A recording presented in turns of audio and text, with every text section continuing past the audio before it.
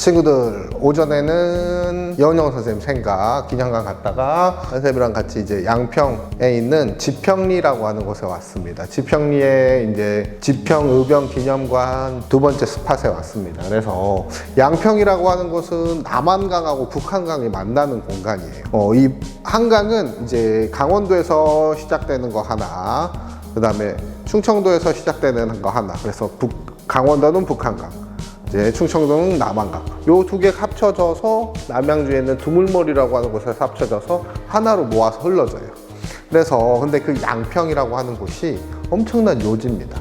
이 남양주 양평 이곳이 양쪽에 북한강 남한강 다 흐르고 있어서 교통의 요지였어요. 그래서 옛날부터 엄청나게 물건들이 많이 드나드는, 세금이 다 이쪽으로 모여드는 굉장히 중요한 공간이었었거든요. 근데 이제 이 교통이 좋다는 것은 또 강원도에서 오는 사람, 충청도에서 오는 사람, 서울로 들어가는 사람들이 다 양평을 지나간다는 얘기입니다. 그래서 양평이라고 하는 곳은 조선시대 후기, 조선시대 내내, 조선시대 후기에도 이 물류의 중심지, 교통의 중심지였었어요.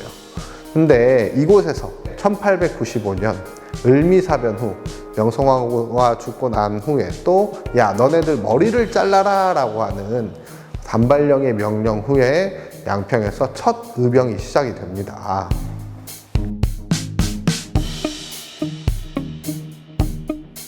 자, 이 양평에서 시작된 이제 을미의병부터 시작된 사람들은 위정척삭파라고 불리는데, 좀 말이 어려운데 쉽게 풀어서 설명해 주면 자기들이 생각하는 바를 정의로운 것, 옳은 것을 위하는 것, 사사로운 거를 배척한다라고 해서 위정척삭파라고 부릅니다.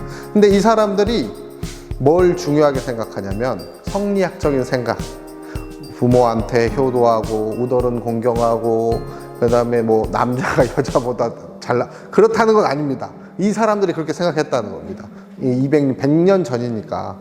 그래서 남자와 여자는 유별하고, 이 신하가 임금을 섬기고, 이런 것들은 당연한 거고, 당연한 건데 외국 사람들이 들어와서 야, 너네들 평등하게 살아, 그 다음에 우리가 너네들한테 들어갈 거야, 그 다음에 야, 너네 머리카락 잘라, 왕비를 죽였어, 이렇게 하다 보니까 이 양평에 있었던 위정척삭파의 대장 이항로라고 하는 사람이 야, 이거는 이래서는 안 되겠다, 가만히 있으면 안 되겠다라고 해서 을미의병이라고 하는 걸 일으키게 됩니다. 그래서 명성황후를 죽인 것에 대한 복수, 그 다음에 우리 머리카락을 자르라고 하는 것에 대한 반발로 위정척사 을미의병이 시작이 되는데, 이 시작이 양평에 있는 지평리 의병에서부터였습니다. 근데 이분들은 조금 특이한 게 있는데 뭐냐면 고집이 엄청 셉니다. 딴 사람들하고 타협을 안 해요. 그래서 나중에 가면은 이분들이 독립운동가 중에서도 가장 일본하고 타협하지 않고 싸움하고 전쟁하고 무조건 이겨내야 되고, 이런 형태의 독립군으로 변모해 가기도 합니다. 그래서 여기 양평 지평리에서 의병이 일어날 수 있었던 첫 번째 이유는 교통의 요지, 두 번째로는 이 이항로라고 하는 사람, 위정척삭파의 이론을 만들어낸 대단한 사람인데 이분이 양평 사람이었어요. 그렇게 해서 양평의 지평리에서 을미의병이 시작이 됩니다.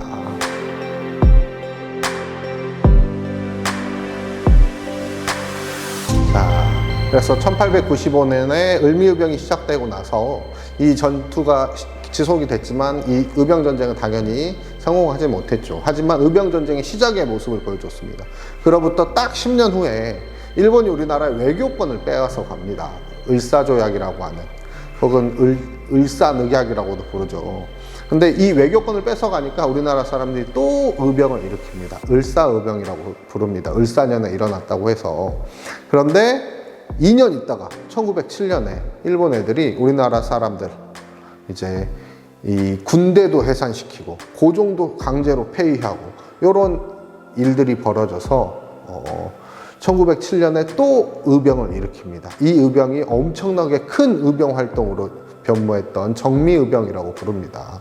그래서 이 정미의병 때는 엄청나게 유명한 제천 출신 의병장 유인석이 제천에서 출발해서 양평으로 왔다가 뭐 이런 충주로도 갔다가 이런 의병 전쟁을 크게 벌이게 됩니다. 근데 이 의병 전쟁의 중심이 또 양평의 지평리였어요.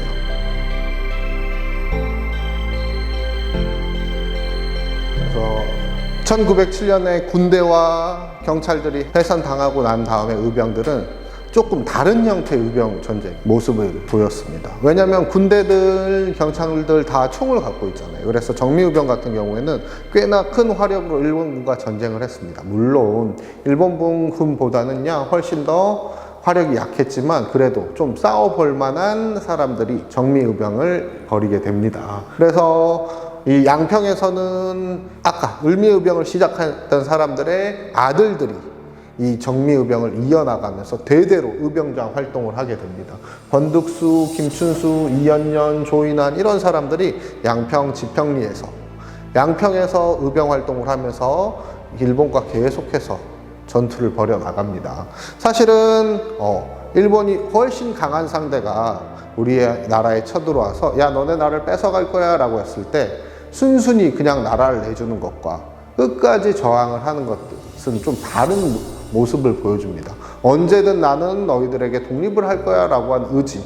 두 번째로는 다른 사람들, 다른 나라들이 보기에는 야, 이 나라는 자기들이 좋아서 그 나라를 준 거야, 주권을 준 거야 이렇게 생각할 수가 있어요. 그래서 비록 의병의 활동들은 성공하지 못했지만 이 의지를 보여주는 거는 나중에 3.1운동으로도 이어지고요. 임시정부로 이어지고요. 독립운동으로 이어지고 결국 광복을 찾는 첫 단추라고 할 수가 있습니다.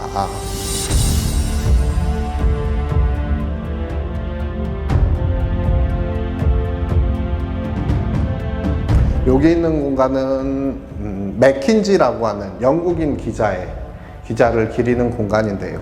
이 맥킨지라고 하는 사람은 한반도 안에서 양평에 있었던 의병 전투를 사진으로 기록에 남긴 사람입니다. 단순히 의병이 어떻게 움직였는지 뿐만 아니라 일본 사람들이 얼마나 잔혹하게 한반도에 있었던 사람들을 다뤘는지를 전부 다 기록해 두었습니다. 기자라고 하는 사람들은 한쪽 말만 듣고 이 기사를 쓰는 게 아니라 의병들의 진술을 듣고 그 다음에 또 의병들의 진술을 확인하기 위해서 증거를 또 찾아다니고 그래서 일본 사람들은 이 의병들을 잡아다가 죽이고 그 다음에 죽인 다음에 항상 확인하려고 칼로 찔렀고 이런 것들 마을 사람들한테 증언을 들으면서 일본 사람들이 얼마나 일본 군인들이 참혹하게 양평 사람들을 다뤘는지를 전부 다 기록해서 해외에 알렸습니다. 그리고 2019년대에 엄청나게 유명했던 미스터 선샤인의 모델이 된 사진입니다. 또 작년에 개봉했었던 봉오동 전투의 모델이 된 사진인데 이 사진, 의병 사진을 살펴보면은 평범한 사람들, 여자들, 그 다음에 또 하층민들 전부 다 의병 전쟁에 참여해서 나라를 쉽게 빼앗기지 않겠다라고 하는 것을 보여준 사진입니다. 이런 맥킨지의 기자 활동들은 우리나라가 얼마나 힘들게 살았는지, 일본한테 어떻게 힘들게 나라를 지키려고 했었는지를 잘 알려주는 기록들이 됐고, 나중에는 맥킨지는 우리나라의 독립훈장을 받게 됩니다. 그래서 이렇게 삶을 기록한다는 것은 나중에 사람들에게 역사를 알려주는데 굉장히 중요한 역할을 할 수가 있습니다.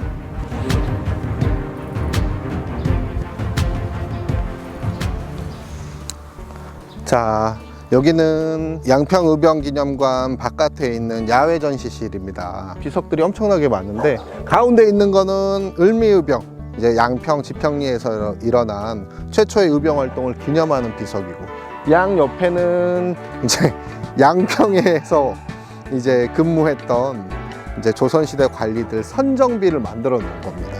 이 선정비라고 하면 너의 선한 정치, 좋은 정치가 우리한테 굉장히 옳게, 우리한테 엄청 도움이 됐다라고 하는 거를 기리는 비석이에요. 근데 이거는 개인적으로는 선정비를 만드는 거는 별로 안 좋은, 왜냐면 이 선정비를 만들 때 다 모금 활동을 해서 이 양평에 사는 사람들한테 야, 선정비 만들 테니까 돈 좀 내라, 야, 곡식 좀 바쳐라, 이렇게 해서 만들어지는 거거든요. 그래서 이 선정비를 만든 사람들은 대체로 평범한 사람들을 생각하지 않았을 확률이 굉장히 높습니다. 그래서 이런 것들도 정말 사람들이 마음에서 우러러 나와서 만든 건 아니었을 거라고 추측이 되거든요.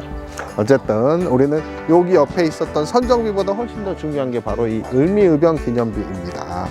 자, 아까도 얘기했듯이 을미의병은 명성황후가 죽은 거, 그 다음에 머리를 자르라고 하는 명령, 머리카락을 자르라고 하는 명령에 거부해서 일어난 우리나라 최초의 의병 활동이라고 할 수가 있습니다.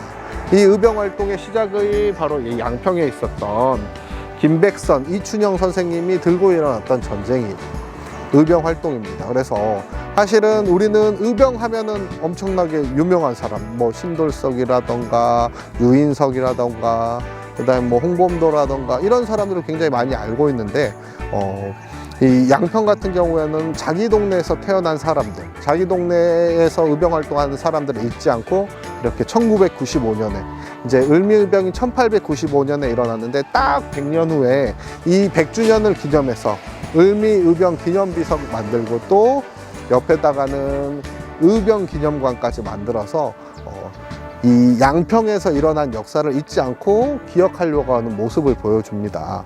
이런 활동들은 굉장히 중요하다고 생각돼요. 왜냐하면 우리 역사 배울 때 거의 대부분 서울의 역사, 한양의 역사, 그 다음에 잘나고 중앙에서 활동했던 사람들의 역사를 대부분으로 배워요. 그러면은 역사 배울 때 처음에는 재미있을지 몰라도 그 중앙의 역사는 잘 알 수 있을지 몰라도 우리 지역의 역사를 잘 모르게 됩니다. 그러면 다 어떤 마음이 벌어지냐면 전부 다 서울이 중요하구나, 서울로만 가려고 하는 마음가짐이 생겨요. 근데 어렸을 때부터 우리 지역의 역사를 배우고 또 자부심을 가지면 국토가, 나라가 균형 있게 발전하는 데도 굉장히 역할을 할 수 있을 것 같습니다. 그래서 이런 양평 사람들이 자기네 동네의 역사를 만들어가고 지켜가고 알아가고 하는 활동들은 굉장히 좋은 활동이라고 볼 수가 있습니다. 그래서 우리 군포 청소년 수련관 친구들도 군포의 역사, 또 군포가 사람들이 어떻게 살았는지 이런 역사를 좀 알아볼 필요가 있습니다.